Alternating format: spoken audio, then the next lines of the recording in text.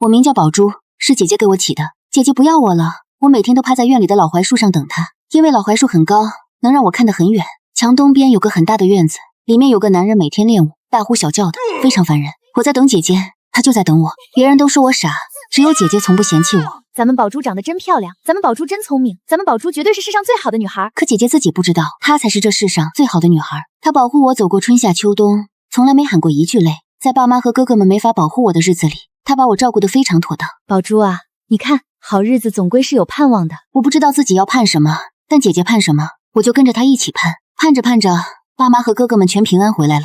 我搬进大宅院，成了温尚书家的小妹。现在我想吃啥穿啥带啥全都有。明明生活好起来了，我却再也找不到姐姐了。她曾说回乡下嫁给村头的狗蛋，等结完婚就重回京城，到时候来接我，就能跟她永远在一起了。可是姐姐突然消失了，她没跟村里的狗蛋结婚，也没回京城里的店铺，她不要我了。我的姐姐把我弄丢了，大哥派去找她的人回来了，说完全没有她的下落。妈妈哭得快喘不上气，嘴里直骂姐姐是个讨债鬼，非要把她心疼死才罢休。爸爸坐在屋檐下，一整天不吃不喝也不说话。二哥和三哥紧皱着眉头，叹了又叹。姐姐去了哪里？她是不是真的不要我了？大哥平时特别严肃，说话也很少，但那天他摸着我的头顶，他最心疼的人是你，怎么会不要你？说这话的时候，他嘴角还带着笑。我的大哥很厉害，我完全相信他的话。我从小就不爱哭，听说脑子有些笨的人都是这样。可是姐姐离开了，我把她最爱吃的桃花糕留在柜里，糕点发霉了，她也没回来。妈妈给我和她一人打了一套红宝石首饰，我把首饰摆在梳妆台上每天看，看她哪天突然回来了，抱着首饰看个不停，摸着我的头说宝珠长大了，知道心疼姐姐了。首饰上都落满了灰尘，我擦了又擦，她没回来。我哭着去书房找大哥，春天都已经过去了，姐姐怎么还不回？大哥正在画画，画里的人眉毛弯弯的，辫子垂在身前，身上穿的是以前那件青色粗布衣，画上的那个人就是姐姐，她就是我姐姐。后院的老槐树长得那么高，你跟大哥搬个梯子去树杈上等他，要是他回来了，你一眼就能看见。大哥搬来了梯子，陪我在树杈上整整坐了一天。已经是夏天了，却不是很热，微微吹着风。大哥，我想吃姐姐包的馄饨了。我也想吃。大哥低着头，不知心里在想些什么，嘴角露出了个浅浅的笑。大哥非常忙碌，哪有空闲每天陪伴我？我天天没事干，就独自坐在树枝上面，往远处看，京城里的高楼重重叠叠，总是遮挡住我的目光。我伸长脖子，想看远一点，再看远一点。夏天时，姐姐总会给我做纯棉布的新内衣穿，因为我太爱动，出汗太多，必须有几件替换才行。晚上我抱着姐姐的画像入睡，对着画卷自言自语：姐姐，我现在又长高了不少，内衣穿着都显小了，你何时回家呀？正好母亲来找我，听到这话，搂着我又大哭一场。母亲常说，姐姐是家里的福星，要是没她，就没我们家。姐姐也是父母两人的心肝肉，一直找不见，他们不知多难受。我不哭，我就等着她。我听她的叮嘱，每天都好好吃饭睡觉，每天都过得高高兴兴。她知道我这么乖巧，肯定是会回家的。母亲给了我不少碎银两，我一分钱都不曾花，全存进小钱箱里，每天拿出来数上一次。我姐姐最喜欢数铜板了，每次数钱，她总要笑得眯起眼。宝珠，你看咱们又存下不少钱了，等你出嫁时，姐姐绝对能给你攒出一份丰厚的嫁妆。现在我手里也有钱了，我也要给姐姐存嫁妆。隔着旁边一堵墙，是个非常大且明亮的院子，每天一大早就有个人大喊大叫，不是在练刀，就是在练枪。他个子很高，脸也不像我哥哥们那么白净，下巴很方，看起来既庄重又非常威武。他练枪的时候，那银枪就像长在手中一样，上下翻飞，特别帅气。我看远处看累了，就看他。他平时很爱穿一身黑色便服，显得腿极长。我姐姐讲过，男人长得帅不帅其实不要紧，最关键的是腿必须长。腿长的男人干活不露怯。我认得他，他就是怀王，名叫赵石安，是个守卫边疆的年轻将军，最近才回京。他的王号继承自一个谋反的叔叔，他说帝王家没亲情，把这种封号赏赐给他，自然要他时刻警惕。我喜欢一个人自言自语，他听见后就会顺嘴问一句。起初是站着听，后来干脆坐到了院墙上。我讲我姐姐的事，连着说3天都不累。她平时不爱笑，也不乱插话，算是个极好的听众。只是她有些时候感觉比我还傻。我和姐姐曾住在汴河旁的仓库里，那里的老鼠比猫还大。姐姐脱下鞋砸过去，那老鼠竟咬着姐姐的鞋溜了。第二天姐姐就少了一只鞋子穿，姐姐还需要去干活，只能穿上小的鞋。我就穿着姐姐剩的一只鞋，坐在河边等她。为什么不去买双新鞋穿呢？你说她是不是很傻？姐姐身上带的碎银子，那是留着付租船费的。要是买了鞋，缺的钱得干几天活才能赚回来。等干完活，姐姐蹲在河边亲手编草鞋。那天的傍晚好像跟平时不一样，天边是焦黄焦黄的晚霞，余光洒在姐姐身上，既坚强又温柔。姐姐把草鞋编好后，穿上在我眼前走来走去，笑着说这比布鞋还要舒服。我就问赵世安，你有没有穿过草鞋？有天姐姐睡着后，我偷偷试穿了一下，简直一点也不舒服，磨得脚底很痛。我姐姐就是穿着这种破鞋在码头上搬货，每次搬货就是一整天。不知为什么，我眼里的水好像装满了一样，满得再也装不下任何一滴，只能溢出来，止不住的溢出来。她坐在高墙上盯着我，过了很久才说：“你别哭，你姐姐要是知道你掉眼泪，心里该多难过。”那是水喝多了，我姐姐说过，水喝太多就会从眼睛里流出来。是啊。她从墙头跃下，站在树下抬头望我，太阳有些刺眼，她微微眯着眼睛。听说后天就是你母亲的生日，我大哥还专门跟你大哥叮嘱过，要大办一场。不知你母亲平时喜欢些什么？母亲能喜欢什么呢？母亲想立刻让我姐姐回家来，你能办到吗？到底能不能办得到？总归得留句话呀。难道说她是去帮我找姐姐了？姐姐说过皇上最大，她可是皇上的亲弟弟，那她不就是老二吗？这全天下都是赵家人的，她肯定能顺利找到我姐姐的。老妈过生日那天，院门前车来人往，胡同都塞满了。老爸说我大哥跟皇上的交情很深，我们家里人更要谨言慎行。老妈说皇上这么干就是操心大哥的婚姻，毕竟和他差不多大的男人们，小孩都好几岁了，他还是单身汉，肯定想借这个由头让大哥多相看几个姑娘。缘由到底是什么，又有啥关系？大哥昨晚就出门了，说晚上才回家，哪家的姑娘也别想见到他。我一大早就在门口守着，等着那王爷把我姐姐找回来。可那个赵世安却来得很晚，倒是手里只拎着个盒子。我一看是他，立马跑了过去，围着他前后左右都看了一遍。难道你这盒子有玄机，里面装的是我姐姐？我吃惊的瞪大双眼，这么小的盒子，把我姐姐憋坏了可咋办？他背脊一僵，一声不吭地站立着。我姐姐人呢？我从没说过能找到你姐姐。可你也没说找不到呀。我一把拿过那盒子打开，里面只有一尊玉佛，里面根本不是我姐。老妈过生日她都狠心没回来，她这是真的不要我们了。我把盒子递还给她，低着头进了院子，再也不愿意说一句话。只是今天是老妈的生日，姐姐说过，爸妈刚遭了大难，我不能再惹他们生气伤心。我是个好姑娘，我听姐姐的话。我默默站在老妈身后，听老妈和一群年纪相仿的太太们聊天。你那3个儿子定没定亲啊？要是没定的话，我那小女儿啊，知书达理，温柔贤淑。问得最多的便是我大哥。大哥的婚事他做不了主，他什么时候想结，要娶谁，得他自己愿意。于是又问老妈，我大哥到底喜欢啥样的姑娘？爱笑的，脾气稳重大度，能同他共苦难的。我怎么听着像是在说我姐姐？皇后和太后亲自给我老妈过生日，这可是给了我们家天大的面子。谁知中午开席时，皇上也来了，我大哥就在他身后跟着。大哥冷着脸，并没有因为皇上来了就转好。我头一次见皇上，没想到他话这样多。宋阁老家的小女儿跟我同岁，也没嫁人，皇上把她跟我大哥硬扯在一块儿，说了又说，大意是他为了等我大哥才被耽误了。其实那姑娘长得特漂亮，确实是个标致的美人，可她跟老妈说的那种姑娘差太远，一看就是故事里从没吃过苦的富家千金。估计我大哥不会喜欢她，毕竟皇上越往下讲，我大哥的脸就黑得越难看了。皇上让我大哥带他出去逛逛，我大哥黑着脸看着极不耐烦，却还是把人给领出去了。就凭我大哥那脾气，肯定得把那姑娘气哭了才算完。老人们凑一块闲聊，我听了一会儿，觉得无聊透顶，我悄悄溜了出去。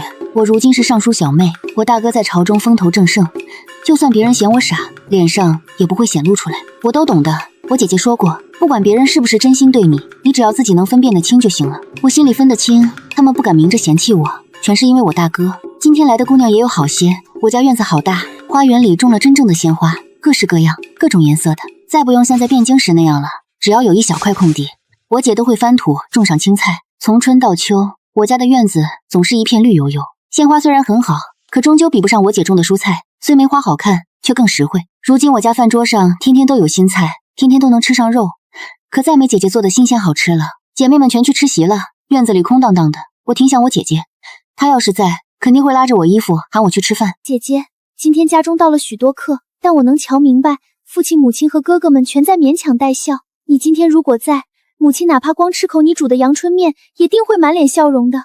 你叫我别惹父亲母亲发火难过，可怎么你就可以呢？姐姐这么狠，竟真的硬下心抛弃我们了。父亲讲要给我寻一门婚事，把我嫁出去。由于我已经长成一个大丫头了，不能总赖在家里头过日子。但是姐姐，我胆怯，我愁嫁了夫婿，就不准我天天回府盼姐姐了。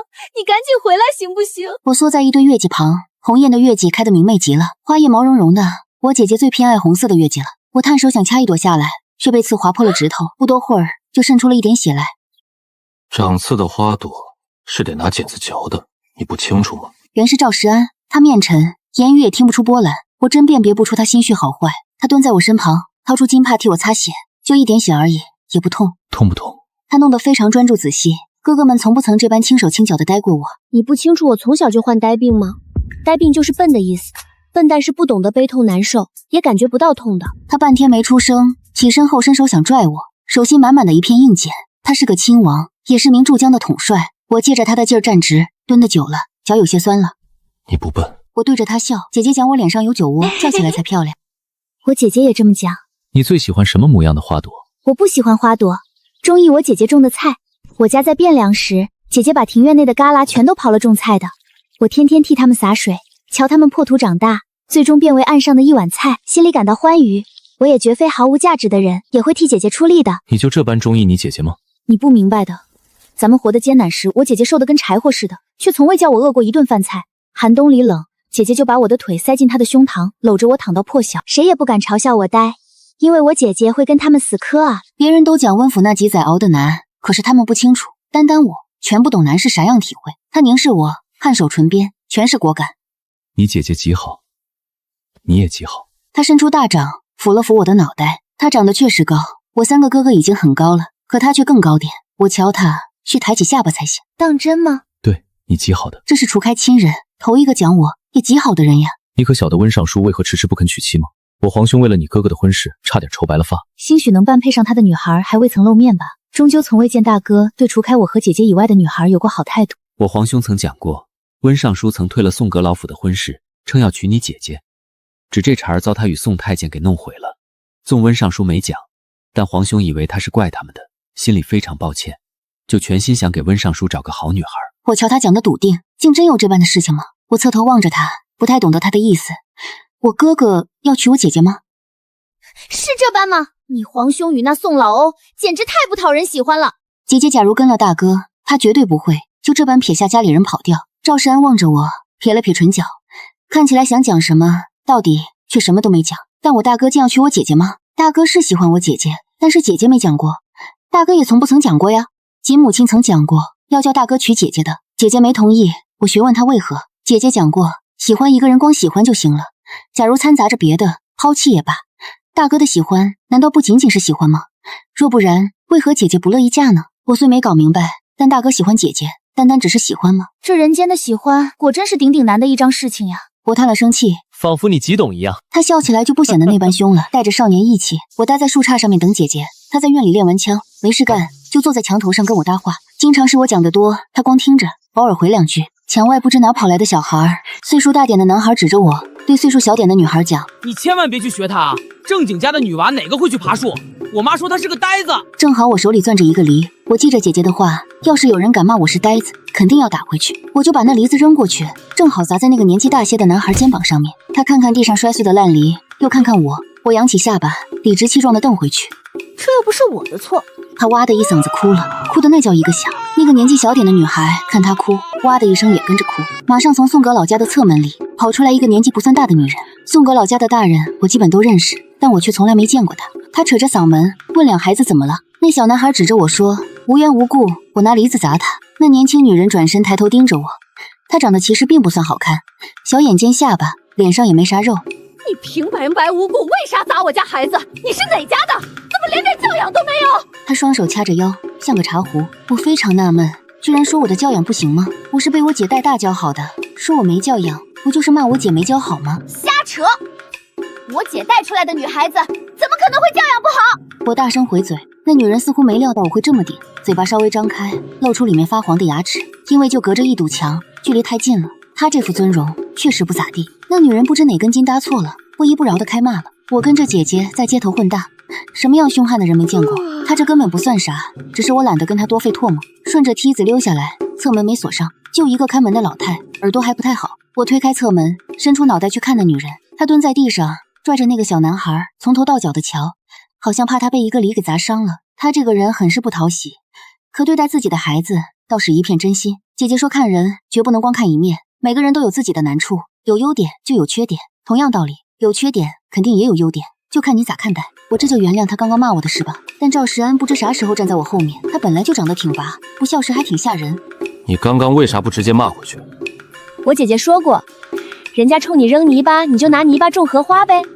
而且他也不算特别坏的。我乐呵呵地看着他，他伸手递给我一个油纸包，光闻那个味我都知道是他家厨子做的千层糕。要论味道好，我吃过的千层糕就属他家最美味。时间飞逝，转眼入秋，满城开遍菊花。皇后弄了个赏菊宴，我其实不想去，但我妈不同意。一来因为皇后亲自派人上门来传话了，二来是我早就过了出嫁年纪，大哥当上尚书后跑我家来提亲的人超多，但我爸跟他们聊天不到3句就直接打发了。要是他们并非真心来求娶，我宁愿养你一辈子。自打家里遭了难，爸妈还有哥哥对结婚这种人生大事好像看得特别重，他们把真心这2个字也看得非常关键。老妈都说非去不可了，我没辙，家里除了我妈外没人陪我，可皇后娘娘请的却全是些没结婚的大姑娘和小伙子。我老妈千叮咛万嘱咐，把我交托给了3位哥哥。春去秋来，秋来春去，花开花落，都是这般。倘若我的姐姐还在，生活过起来就会更有趣，因为她天天连轴转，总有干不完的家务。我坐在锅台边添柴，姐姐炖好肉，拿筷子夹出一块，吹散热气喂我，让我尝尝咸淡。我说很香，她就笑着问很香是怎么个香法，非要我说出个具体味道才行。咱俩就为着这一口肉也能聊半天，要么就是我认得生字教他练，他一边跟着写，还非要问这字从哪来的，我就拿着书本翻找，无论能不能找到，我们也能自己琢磨半天。时间就这样半天半天的溜，过得真快，10几年的光景像是一眨眼。母亲说日子舒坦才会觉得快，我是过得太滋润，天天都过得很开心，偏偏委屈了姐姐一人，不光得拉扯我长大，还得扛起整个家庭。假如我能有，我绝对要把这天底下最好的全给她。宝珠，喊我的姑娘正是宋阁老家里的小女儿宋姑娘。我弯下身子给她回礼，她长得十分柔弱，很有几分风吹就倒的感觉。这么暖和的天气，还穿着披风，脸蛋倒是挺红润。你叫我元真就行，不用跟我这么见外的。她陪着我一块慢走着，我头一回跟别人家的大小姐交往，心里有点发慌。今天日头看着真不错，家里的书本拿出来见见光才好。对，也得拿被子晒晒。我家的书全放大哥书房里，晒书的活儿当然由他们操办，我只管晒我的被褥。他轻轻撇了下嘴，愣了一下，半天没说话。你大哥平常在家都干嘛？他问出声，像有些不好意思，又垂下脑袋，脖颈纤长漂亮。要么会客，要么出门，我也不懂他忙啥。经常到了饭点也见不着人。你姐姐长得漂亮吗？跟我比咋样？他猛地站住不走，眼神很深，我搞不懂他咋突然问这事。我姐姐长得很白，我大哥够白吧？可他比大哥还要白出许多。她爱笑，笑时眼睛像弯月亮一样眯起，唇红齿白的，这世上我姐姐最漂亮了，再找不出一个人能比得上的。真的？她竟长得这么美吗？他语气变平淡，像是一下丢了方才的兴致。他像来的时候那么突兀，又突兀的转身走了。我懂他是想嫁给我大哥，却搞不懂他干嘛又要打听我姐。开席后，皇后娘娘叫我跟她同坐一桌，旁边坐的都是赵时安这些皇亲国戚。我闷声填饱肚皮，只等吃完饭，哥哥们接我回家。赵时安总想跟我搭话，可每次没等出声，就有人找他去聊。直到散宴席，我俩一句话都没说上。看花看得特别累，我没能等来哥哥们，只好吩咐车夫先拉我回了家。进门立马就找老爹老娘告一状。他们撇下小妹不管，自己跑去吃饭玩了。母亲却笑着说挺好，他们能出去跟人喝酒聊天的，算是不错的。唯独我大哥这压根没去赴宴的人，竟喝醉了酒，是靠他随从给扶进门的。这事大家本不清楚，等吃晚饭他还没回，老爹多嘴问一句，才明白他白天就喝醉了。母亲心里头不踏实，我就陪着他去看看。大哥平时住在外院，那里很冷清，屋里只有一床一桌一椅，他就静静躺在床上，应该是喝醉了，脸色发白，眉头紧皱，眼角红彤彤的。我猛然想起那天瞧见他在游船上的样子，姐姐说他长得太迷人，他正是长得太迷人，所以受了非常多的苦，把那天忘了，就当作从没有看见过。他只是我大哥，啥时候都是疼我护我的大哥。他眼角渗着泪，一滴一滴，不知怎么就是停不下来。母亲喊了他几声，他这才睁开眼。母亲问他哪难受，他只是摇摇头。过了好半天，他才问母亲：娘啊，宝英她是不是怨我？怨我从来没说过一句喜欢她的话才离开，她是不是就永远不回了？问完他又闭上双眼，模样又虚弱又可怜。那天我才明白，原来大哥心里喜欢的是姐姐。母亲看着他直落泪，骂他为何不早讲。那天后，我便经常跟大哥拌嘴。我懂，他喜欢姐姐就不说，光梗着脖子跟他抬杠。假如他早点说喜欢姐姐，姐姐又怎么会跑？我心里怪的。可他说姐姐长得丑，脾气又差的时候，我便把死鸭子嘴硬这句话在心里面骂10000遍。我姐姐明明最好看，又白又好看，就大哥最丑。我每次这么拌嘴，大哥就会笑起来，问姐姐哪儿漂亮。他把嘴硬心软表现得透透彻彻。我忽然想起以前，有时大哥来，姐姐正在厨房忙，大哥就靠在门框上看着，偶尔跟姐姐搭上1、2句，眉眼之间全都是笑。有一天，姐姐拿根木头簪子在油灯底下看了又看，我睡了一觉醒来，姐姐还看着。根木簪子有啥好看的？它就是这世上最棒的。那天大哥刚好来过，现在回想，该是大哥亲手做的，毕竟那手艺那么粗糙。怪我明白的太晚了，要是能早点，肯定要想招让大哥讲出大实话来，那样姐姐就不会跑了。今年冬天来得非常早，10月刚开头就下了一场大暴雪，虽被踢出族，但父亲想回一趟老家，去爷爷奶奶的坟头看一看，给他们烧点纸钱寒衣。哥哥们没空闲，母亲身体很差，天又冷，老爹不让他跟着，我在家也没事，就主动要求跟着老爹一起去了。老家离东京城就2天的路，但雪大，走路费劲，马车里面倒很暖和。老爹给我讲些小时候老家的好玩事，我听得正起劲，马车却停住了。我挑开门帘去瞅，车夫胸口插着一根剑，已经倒在地上，血还顺着伤口往外冒。我活了这么大，哪曾见过这种吓人事，哆嗦着嘴喊了声老爹，让我闭嘴。我紧靠着爹，头一回感到害怕。我要是死了可怎么办？我还没能见着姐姐，她要是知道我死了，该多难过自责。我不想死，也不愿她难过自责。咋的？还得我请才肯出来吗？门外的人粗声吼道。老爹牵着我下了马车，车外站着好些黑衣蒙面的人，手里拿着刀和剑，眼神里透着凶狠，特别吓人。温先生先去报个信儿，你这小丫头我们就带走了。你回去跟温尚书讲，我们在长公主府等他，给他2天，他要是不来，我就杀了他。一人把我老爹使劲推开，又把刀架在我的脖子上，一人把我扔在马背上趴着。他一抽马，马背顶着我的胃，我直接吐了。只看老爹追着跑的身影越来越远，就这样跑了1天。第2天，我就到了熟悉的汴京城外，城门口查得特严，估摸是大哥已知道我丢了。几人找了城外的一座阔道观，观里仅有一个老道士，看样子跟他们是熟人。我被他们捆住手脚，蒙了双眼，丢进了一间屋子。中途只喝了1碗水，我胃里恶心，把水又吐了出来。我要去茅房。懂事后第一次，我尿了裤子，不知是丢脸的还是吓的，我哭着哭着就晕过去了。等我睁开眼，面前蹲着个人，他肤色深，这会瞅我，脸色更沉了。他解开了我手腕和脚腕的绑绳，赵神，我这才发现他身旁还搁着一把剑，剑刃还滴滴答答的往下滴着血，他满身的煞气，实在吓人。我颤颤巍巍盯着他，忍了半天，又哭出了声。赵神，那帮人不让我去茅房，我尿裤子了，你咋不早点来？我明明看到他呆了一下，却脱下身上黑色的披风，把我包好，搂进了怀中。我把眼泪鼻涕抹在他的胸前，天都黑严了，只能看清院子里横七竖八躺了好些人，手下就在道观门口。他把我抱到了马背上，披风遮住了风雪，我一点不觉得冷。你咋知道我被别人绑了的？我开口问。他拉着马，背影高挑挺拔。你爹爹进宫里找你大哥哥，我刚好也在。已经过去几天了？1天。才1天吗？我竟然觉得过了好久啊。他们为啥要绑架我？你又为啥来救我？你大哥斩杀了长公主，那帮人要找你大哥报仇。